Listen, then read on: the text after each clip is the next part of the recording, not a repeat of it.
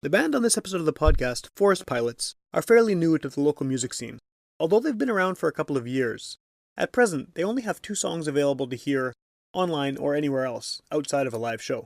And this is a band that I think the way they got on the show in the first place, the way we got in touch, was every few months I like to ask people on social media what band locally would they like to hear on the podcast. And these guys came up quite a few times, so they were new to me. But we had a really good conversation about their sound, about their plans to hopefully record very soon and put more of their music out there, as well as trying to define their sound, which is heavily influenced by prog rock. But because that's such a loaded term these days, we talk about what prog means and also all of the other influences they have in their sound. I also want to take the opportunity to thank everyone who contributed to the fundraiser. If you didn't know, I'm trying to upgrade my equipment. Right now I use a very, very basic piece of equipment to record the interviews. Because I record on location, it's often difficult to get a big setup with a mixer, multiple microphones, a laptop, all that stuff that a lot of podcasters take for granted. So I use a very small, very basic portable recorder, and I've been wanting to upgrade that for a while. So I put a call out on the internet, I made a GoFundMe, and the response has been amazing. I can't say enough how thankful I am to everyone who supported, whether it was $5, whether it was more than that. Anyone who gave any kind of money to the project is awesome. I really didn't expect any kind of response whatsoever. I thought I'd get maybe $40 total after a couple of months, but I've already met the goal I need to buy the piece of equipment that I wanted, which is a Zoom H6, and that'll be happening very soon. Again, just thank you so much to everyone who listens to the show and obviously appreciates it enough that they were willing to open their wallets. This episode of the podcast is brought to you by our friends at the Park Theatre, Winnipeg's premier concert and event venue. If you want to find out all the great shows they have coming up, go to myparktheatre.com.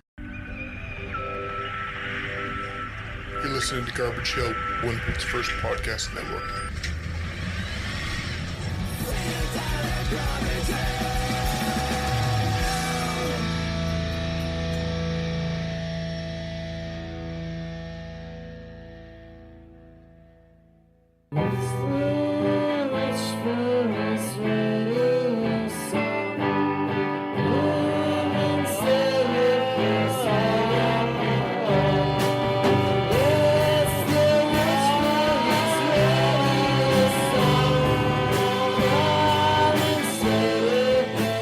Welcome to Witch Radio. I'm here in a house, which is kind of different from the last few. The last few have been at food courts and Robin's Donuts and random spots. But that's kind of the beauty of doing the show like this, is that, you know, I don't know where I'm going to be interviewing someone. But this looks like a legit jam space, and it's kind of nice to be back in one of these. I mean, I've obviously done a lot of them over the years, but yeah, taking it on the road is often interesting. But this looks cool. You guys have a nice setup. And I'm going to just get you guys to introduce yourselves, and people can put names to the voices, and we'll go from there. So name and instrument, I guess, in the band. I'm Troy Graham, and I play drums and sing backup vocals. I'm Tanner Stryker. I play lead guitar, bit of synth, and lead vocals. Okay, and who are we missing? We are missing John Pellin, master of bass. Okay. He is feeling under the weather. Okay, well, it's all right. It's, I mean, you know, two's good, right? It's yeah. As long as you guys feel like majority. As long as you guys feel like you can accurately represent what the band's all about, we're probably good, right? He really wishes he was here. Yeah. Okay. Well, we'll have to, you know, hopefully he listens. And, yeah. So, I think that, correct me if I'm wrong, but I think the reason that you guys came up as someone to talk to on the show was I periodically put things out saying, hey, who should I have on the show that I haven't yet? And I think you guys came up a few times. I can't remember which bands suggested you, but I think it was a few bands I had on the show before who obviously I think you probably played shows with, and they like what you do. So before that, I really didn't have too much frame of reference for who you are. I'd heard the name probably from, you know, show posters or online events or whatever. But yeah, so it's fairly new to me. So I'm going to start off with the worst question, which is, if someone asks you what kind of music you play, how do you define it? I have an idea based on listening to the 2 tracks you have online, but I'm curious to know how you guys define it. I would say those 2 tracks are quite different from where we are. Okay. Yes. Because those are like the first 2 songs we ever made. We always say like a sort of semi-prog kind of psychedelia thing. When we originally started, I mean, the term progressive rock can be interpreted in many ways. It has, yeah, definitely. You can go the whole full-on Dungeons and Dragons route, and you know, yeah. And so, I mean, for us, a lot of our major influences are progressive rock bands, being like the 70s classics, Yes, Genesis, all the way to newer stuff like Steven Wilson and Tool, Yeah. things along those lines. And so for us, more or less starting out in that genre, we didn't want to be like too direct in saying that we were a prog band, maybe for people to get the maybe I know. over you don't want to create a different. Sure. No, I know what you mean. Yeah, people have. There's a preconceived notion about prog, right? Yeah. That maybe isn't fair, but people have that idea. Like, they're expecting you guys to pull up in a van with some kind of like half-naked space girl on it with like Right. aliens, which is that's a thing. That's a whole other thing. I'd love to have one yeah. song. Yeah, and I mean, we have a lot of progressive elements, and we do refer to ourselves as a progressive band. Which Okay. Before we had some other names for it. Alternative semi-prog was the original Yeah, tag, and that one's like one of those crazy subgenres. But I think I saw basement prog on one of your online. yeah, things. Yeah, I like that. I basement like prog. that. I love that. And like that's the thing, is that we're not as out there as maybe Mars Volta and Frank Zappa and crazy stuff like that, but we definitely have enough progressive elements that it's approachable. I think that someone, like, basically what we're trying to say is that if I wanted a certain crowd, a certain like scene of people to show up, Yeah. I feel like some progressive lovers would be the best crowd to have Okay. at maybe our show. Okay. So that's why we typically throw the prog in there. But you're also trying to be accessible, because I mean, a lot of prog stuff is hard for people who aren't already into it. Right? We have moments of like, okay, this is not for the average guy, Sure, and then there's other times where it's like, this is for everyone. Okay.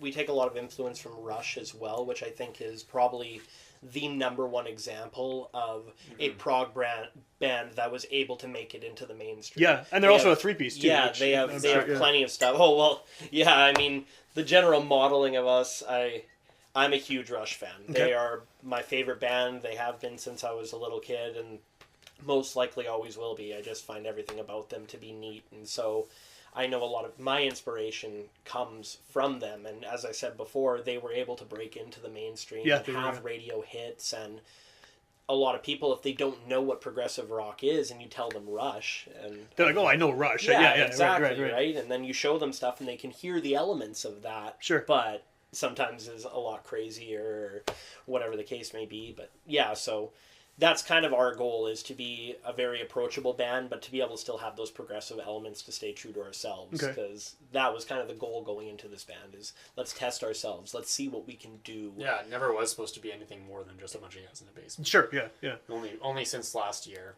did we actually decide that we were going to really try Oh, to cool. get Okay. some shows. Okay. Is the progressive side of things, is that more just in terms of like technicality, or Not necessarily. Like I Yeah. will write stuff that has like maybe a bit more of a storyline. I know that's a theme in a lot of prog stuff. Yeah, You sure. You have like a plot, like a beginning, a middle, a climax, and an end. Yeah. And I typically write my songs like that too. When it comes to lyrics, so I take from that side a bit, and then sometimes we also have those technical parts. Maybe we throw in an odd time signature just for fun or something. Yeah, like that, and maybe do something that's really hard.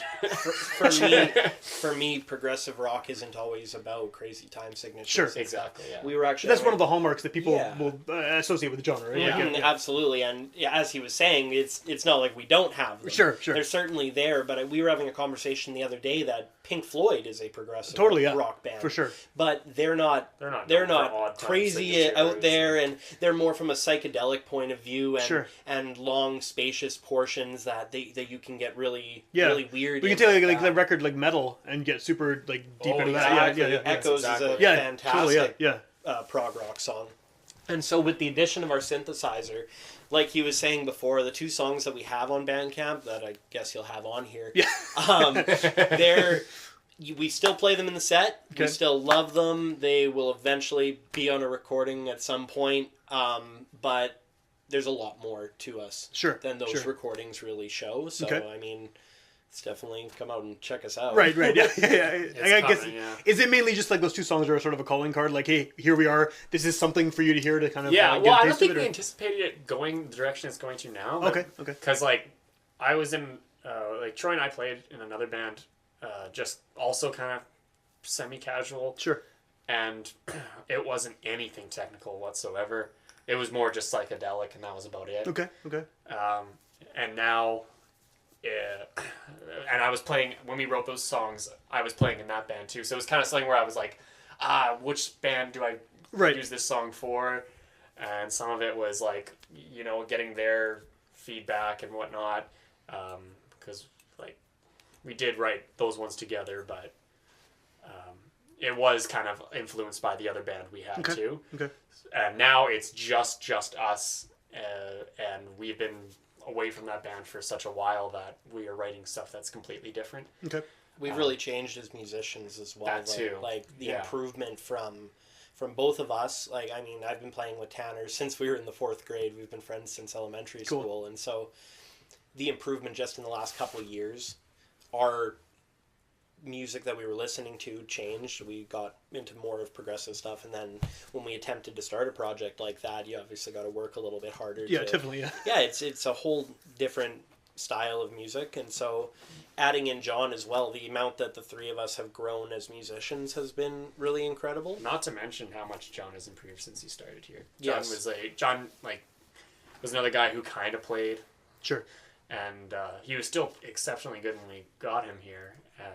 But over, like, if I compared him to back then, like him now to back then, he would not be able to keep up with this kind of stuff he writes now. Cool. So, like, he's improved so much.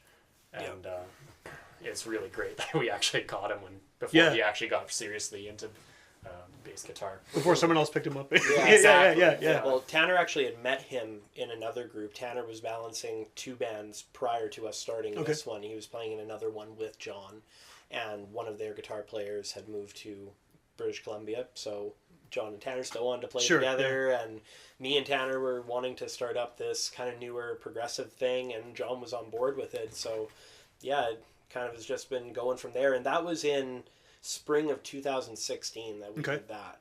So we've been together now for a couple years, and like he had said, we started playing shows in February of last year.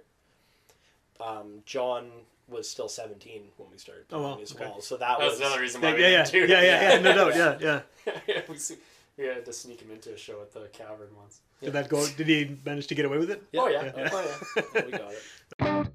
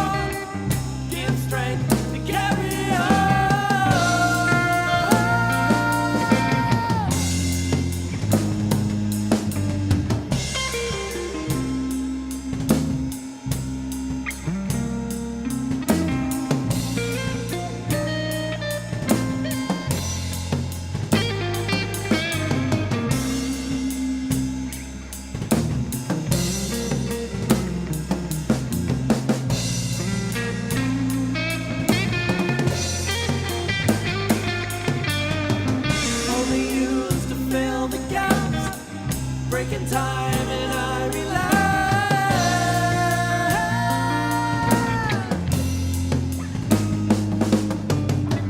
bitter thoughts in mind remain. Expect relationships to stay the same.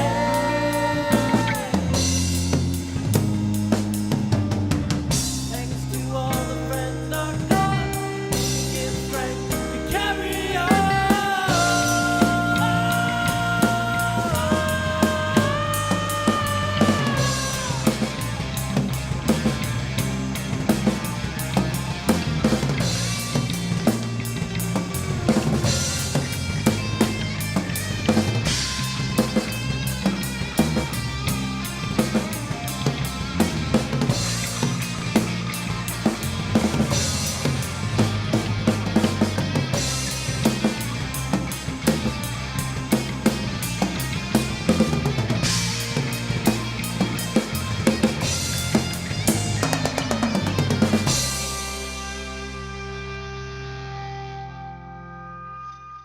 Did you feel like there's I mean, again, not to dwell on the are you prog or are you not prog, but did you feel like there's a scene locally of other bands that whatever genre you want to put them in that you feel kind of a kinship with, like you feel like you guys mesh well with? So this is going back to what I was saying before.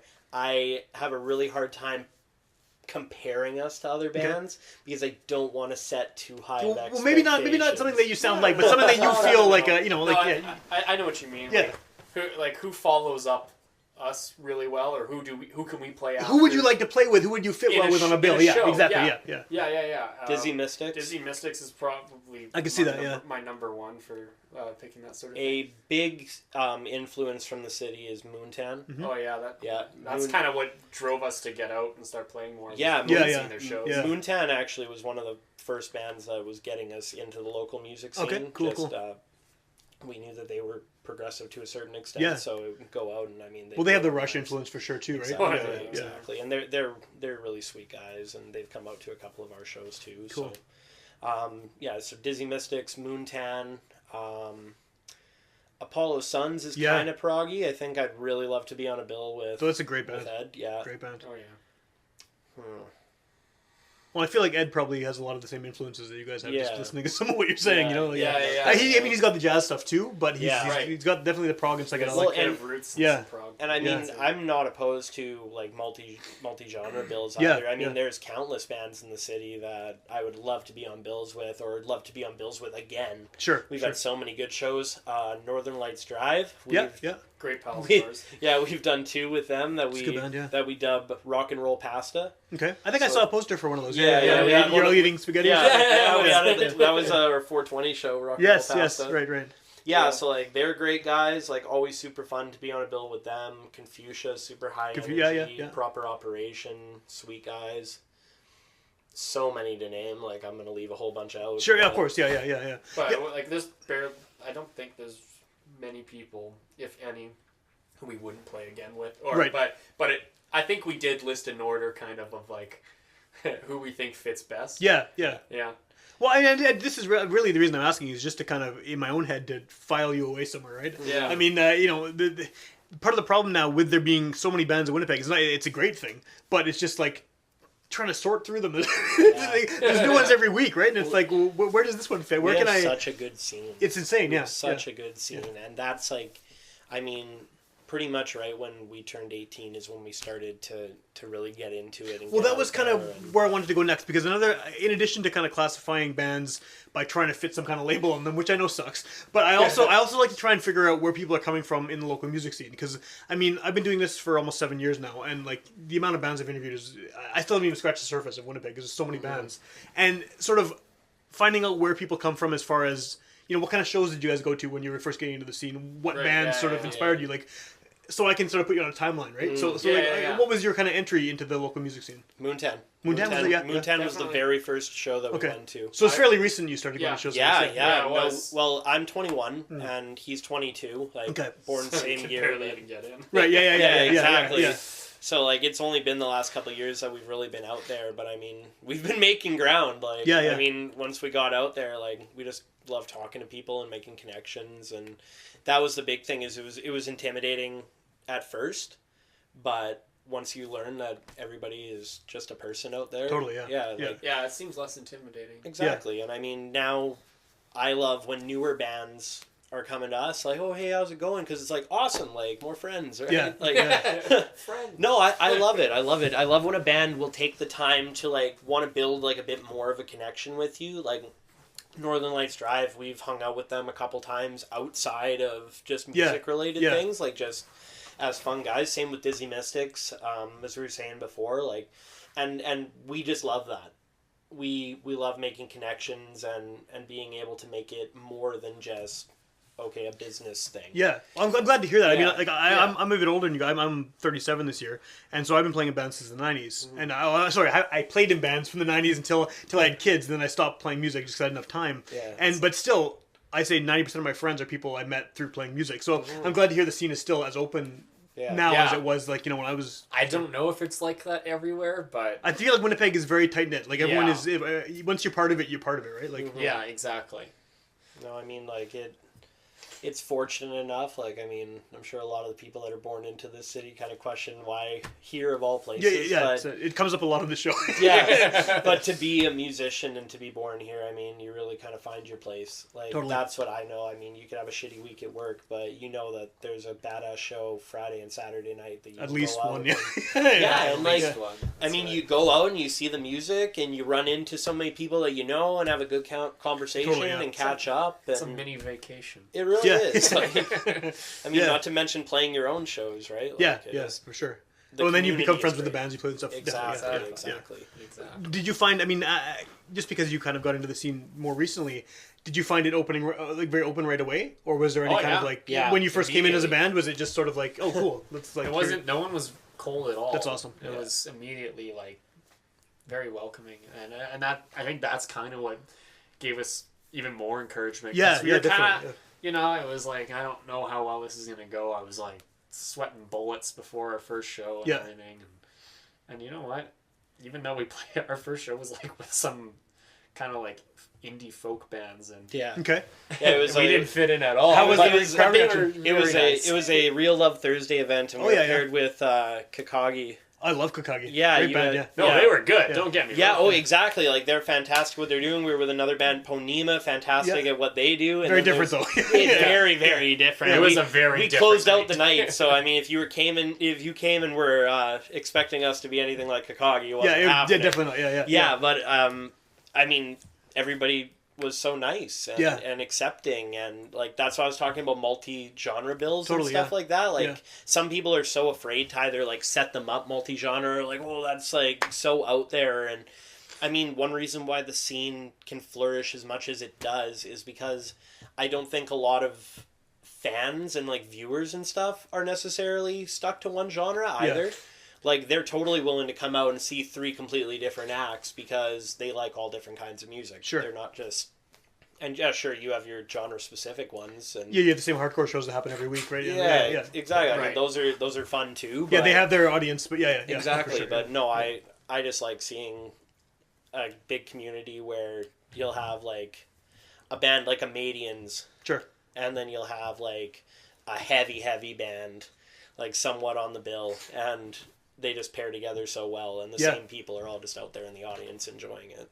Yeah, I always wonder about that because I feel like, and this is probably just due to me kind of being really heavily in the music scene and then not for a while, and now kind of more back into it since I've been doing the show. But I feel like when in the late 90s, early 2000s, there was a lot of those multi-genre shows. Like there was community center shows happening all the time, all ages shows, and it would be a folk singer opening up, and then like a couple metal bands, a ska band, and like whatever else, like just a bunch of random Ska stuff. band. I was in a ska band in the That's 90s. what Yeah. that's what we need in the scene right There's a now. few. Is- There's a few is still. there really? Yeah. Can you give me some like? Yeah, Ragdolls.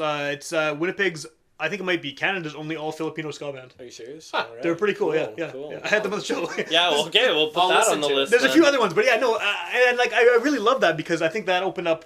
You know, I was a teenager, so was everyone else there. But it opened up a lot of doors to, you know, would I've listened to metal after until like seeing Ken Mode play in the basement, like, you know, at the community center, and then they ended up being huge and like, you know, and stuff like that happens. Like you hear a band that you would not ever think to listen to, and then it's like, holy shit, this music's great, and then you go find everything else, right? Right. Yeah, so I'm really glad that's still happening because it seemed like for a while it wasn't all the shows I would see ads for would be, you know, like 5 punk bands, 5 folk singers, 5 Right. rappers, and it was just Yeah. like, oh, come on, mix it up a bit. But not it's very- cool yeah. that that's still happening. I like that. Yeah. And the scene is very eclectic. Yeah. Mm. Well, because there's so much talent here, right? It's Oh, just, yeah. it's crazy.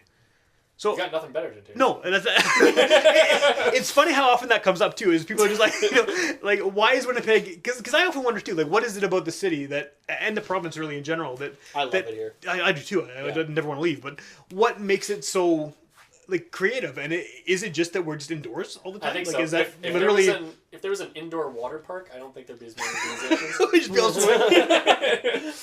Yeah, man, I couldn't tell you, but, like, I mean, I definitely see it. Yeah. I mean, looking back in history, like, growing up, learning about all the cool shit that has come out of this. Yeah, it's city and crazy. All the big Like decades bands. and decades of it yeah, too. Yeah, like, Yeah. so many bands, musicians, movie stars and stuff that just came out of here and, like, extremely creative minds. Yeah. And, I don't know if there's an answer to it, like what Yeah, the reason is, but yeah, Winnipeg has a who thing for knows? sure. Yeah. Yeah. There's no solid answer. Yeah, it just is. Yeah. So we mentioned the 2 songs you have online and how they're kind of not necessarily representative of how you sound now. Do you have anything else coming up in the future as far as recording?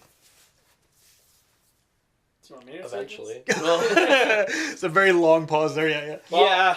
We are like we know that we are really slow with getting stuff rolling, Yeah. and that was mainly because John and I we're in school full time.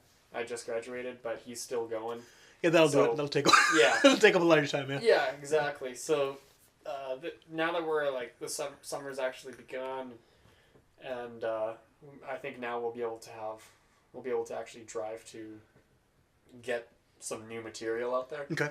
I know we do have plans of recording like as soon as possible. There's nothing set in stone yet. It's and looking at options, too. Sure. Yeah, and Sure, also that's a making big sure thing. everything's ready. We know what we want to record because there's a chance that we could record some new stuff that still sounds like the older stuff. Right. But Do you think that's almost like a problem with you guys, where you're just constantly moving the? trying to catch up with yeah, yeah. what we've already done. Yeah. Yeah. We also need to get some. We need to get some merch out there. Yeah. And get some better logos drawn up and a whole bunch of different things. Well, that's maybe another question there too, because this is something that also comes up a lot on this show. Is that the way music is now? Is you have to do all of that stuff. You can't just play music and hope that someone's going to sign you and handle that whole side of things. Right. You have to market yourself. You have to promote yourself. You have to come up with your own merch. You have to design things. Like it's a whole Yeah. thing It's a now. Like, second job. yeah, it is. It is like a second really job. is. Yeah. But And I love it. have you found that part of it like enjoyable? Well, I or? like being Very close to much. it Yeah, because very much. nothing. You don't want like you wouldn't want to create a band and an image and then have someone else kind of change it, not for their own benefit, Yeah. but just because they didn't understand. They what interpret they're it their getting own way. Yeah. They interpret it a little Yeah. different. So I like being very close to what it is that we actually develop, and I think that's why we're taking so much time to make Okay. a logo Okay. and No, that merch. makes sense. Yeah. Is Yeah. we're just like yeah, they can draw some wicked stuff, but is it us? No, or maybe I don't know, and then nothing happens. Yeah. We're very creative people, but none of us can draw. Okay. Okay. So So you know what you want. We Yeah, know yeah, exactly yeah. what we want, but it's just really hard to be able to get that image translated Sure, to sure, another yeah, person yeah, yeah, and to the yeah. paper properly. And I would consider us to be perfectionists to a certain extent, especially like with what we have. Yeah. Like when it comes to recording and everything, making sure that we're going to the right studio for both like recording quality and Yeah. just like being able to work with like the engineer and just making it a good experience in general. Well, if you're putting the investment in to record, you want to make sure that it Exactly. goes according to plan. The right? songs that we have out currently, those were done in the basement by Tanner. Okay. Yeah, like he did As I learned how to as he learned how to use it. Cubase. Yeah, But that I was mean, nice. most people are DIY to start. For sure. Yeah. Yeah, and I love having that. We're trying to actually get it up and running to start doing more demo tracks like Okay. that. Just for, we have several phone recordings of different songs and the progressions. Oh yeah. So like- you just Yeah, kind I of keep a think- copy of them for yourself. Yeah, to, exactly. I always say they sound like garbage. Yeah, so it'd be nice to have something that we could just do live off the floor. Yeah, no doubt, yeah. And have something like that. And that's another thing is we don't have a ton of material. Like we're at the point now where we have to cut 1 or 2 songs from the set Okay. to make it out of, like, if somebody requests a 45-minute set, then it's like, okay, then we need to cut 1 or 2. But other than that, we're only sitting at about like an hour. Okay. And the reason for that is because we like to spend a lot of time on these songs, like, And we never seem to be able to finish them. yeah, like, and what It's always the creativity and flows, yeah. and yeah, it never seems to be finished, or we get another instrument where we're like, hey, you know what, like, let's mess that in, around with yeah. that and see what we can put in there. Buying the synthesizer is not on the tracks that are online, Yeah. just because those are dated from a little while back, but the synthesizer has really, really stepped up our game with our creativity. Okay. And what we're doing writing wise. We're spending time writing right now, hoping to have a bunch of new material for our show in June. Cool. And yeah, like it's been crazy. It really has. Does that perfectionism, do you think that kind of goes along with the whole prog leanings? I mean, I think a lot of bands that play progressive music, it's very, I don't know if perfectionist is the word, but it's very meticulous, like the way it's set up, right? In terms of Yes. like, I just would the agree. music, you can tell that it's been kind of labored over rather than just banged out and put on tape. Right, You know? yeah. Yeah, I feel that. I definitely. Oh, see that's kinda how absolutely, things work. absolutely. I mean, once again, I feel like there's a little bit of expectation when it comes to progressive rock. Yeah. At least to people that know what it is, that immediately can think of examples Yeah. of what it is. Yeah. So I mean, for us, it's scary to label yourself as something that you might not live up to that expectation. And I mean, we're trying to satisfy ourselves mostly, like satisfy our creativity and write songs that we want to do and everything like that. But of course, you want people to like it. That helps, yeah. Yeah, It's definitely- and so far the reception's been really good. That's good, Like that's good. we have pretty good turnouts to our shows. People are really into it the whole time, super high energy, and so We couldn't Yeah, be like- about that. we're more or less just trying to make sure that we're satisfied with how it's coming out. I mean, when you're doing little scales and Yeah. parts that have to be like really synced up, and you don't want them to sound all mushy, so you got to be a little bit more meticulous. And Well, when you do record this newer stuff, are you going to be playing it so it can be reproduced live, or are you going to be doing a lot of overdubs and layers? That's a good question, because I always have all these plans. All when we were writing stuff, I'm like, oh yeah, and then we can do this, and then we can do this, and it's kind of like, well, yeah, but we only have 3 people. Right, yeah. So, Like as maybe some people who have come to recent shows see that I have quite a rig going already. I have the synthesizer, I have a MIDI controller, I have my pedals, and then I have a pedal for the synthesizer that's Yeah. for effects, and then I have like my guitar. I'm working on getting an acoustic setup on stage next to me, and I have Okay. a flute at home. So it's a lot, growing yeah. a Yeah. lot, Mhm. and there's only so many things each of us can do with at 2 one hands time. each, right? Yeah. Yeah. And 2 legs, thankfully. Yeah, that helps, yeah. yeah, no, I added a multi-effects pad to the kit as well. Oh, cool, To kind okay. of Yeah. be able to start working with that. It's not stage ready yet. The synth we've worked up to the point that we can incorporate it into some of the stuff Okay. live. But it's a work in progress every practice. And Do you want to do that, though? Is that the goal, to make everything Oh, yes. playable as a 3-piece, Oh, yes. like in person? That would Absolutely. be perfect. there's some stuff that I feel as if we could get away with, and I mean, it's more or less things that aren't needed live.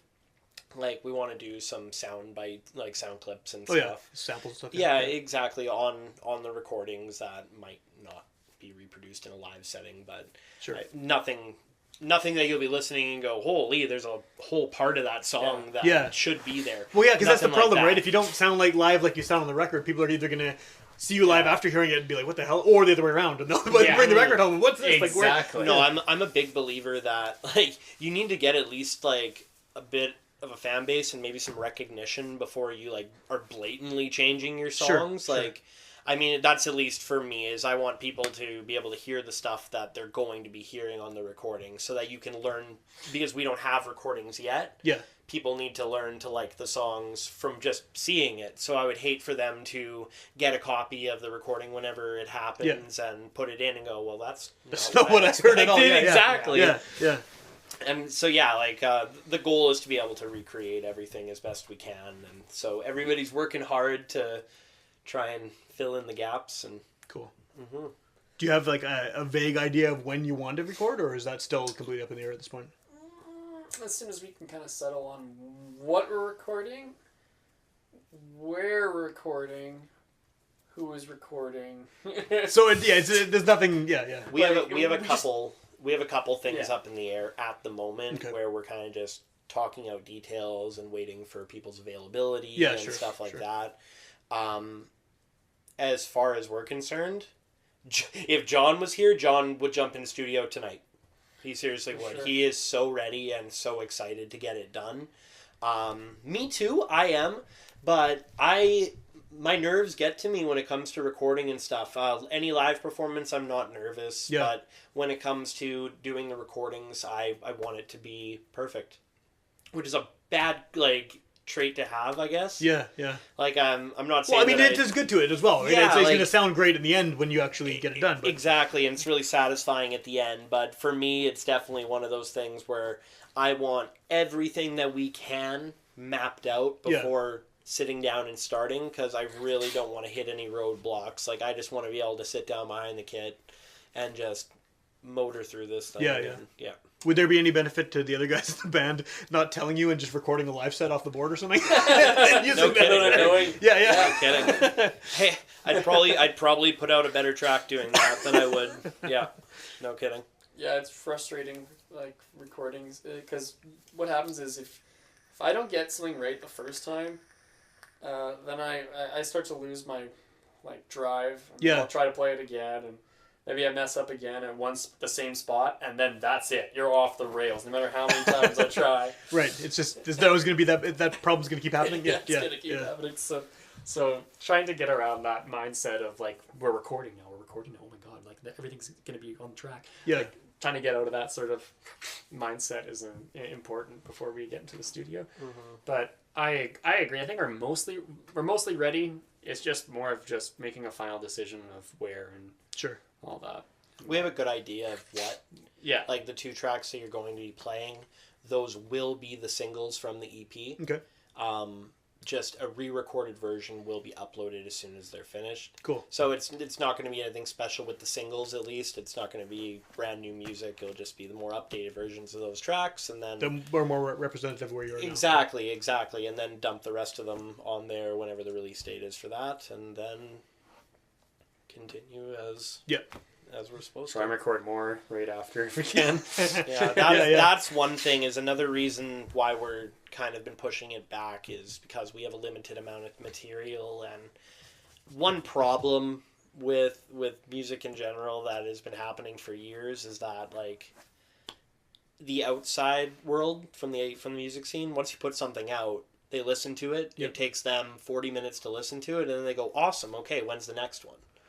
But they're not thinking about the amount of time that it took writing that material, recording that material. So I want to have stuff that we can follow up with, because even though, like, it sucks that it's 40 minutes and it's over, okay, when's the next stuff? We have to produce, right? Yeah. Like, I want to be able to still represent ourselves, like, and constantly be having stuff ready for people. And, Yeah, I don't want to be like, I don't want someone to sit down and listen to it, and then the last song finishes playing, and they're like, "How long did it take them?"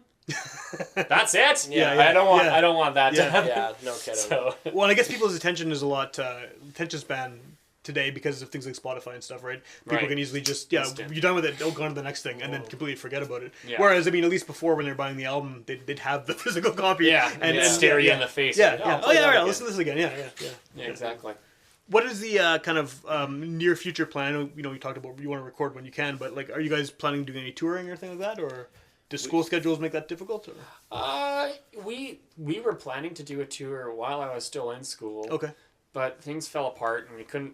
I don't know. I can't figure out exactly. I think we just pushed it off, or Pretty much for what too long, and what then it was we ran is- out of venues to play Okay. at. We wanted to do just a small Saskatchewan road trip just to get out. Yeah. Like, nothing too big that people would have Dip to your take toe in time the off water. work and school and everything. And But just like a weekend here or there. or yeah, something? exactly. Just do a exactly. Friday night in Regina and then Saturday Saskatoon and then come home. But we were going to do it with Dizzy Mystics. Okay. And John, our bass player, and Kyle Halderson from Dizzy Yep, Mystics, yep. they were emailing venues and bands and trying to pick up places. And a lot of venues were already pre-booked because we were kind of late getting onto it, or they wanted only one touring band so that they could have more local locals bands, on it, or just have one band play the whole night, and neither one of us were prepared to do that. So it kind of slipped through the cracks, and time went by, and Dizzy Mystics is pretty busy right now. Yeah, now they are, yeah. So more or less the plan for us is kind of try to get this recording and merchandise stuff on track, and continue with our local stuff, like continuing to play shows, and then hopefully when the recordings are done, like maybe while they're in the mixing mastering process or whatever, hopefully get out of town a little bit. I think I want to go west first. Most bands have been doing that, and Winnipeg tends to have a good reception in other places.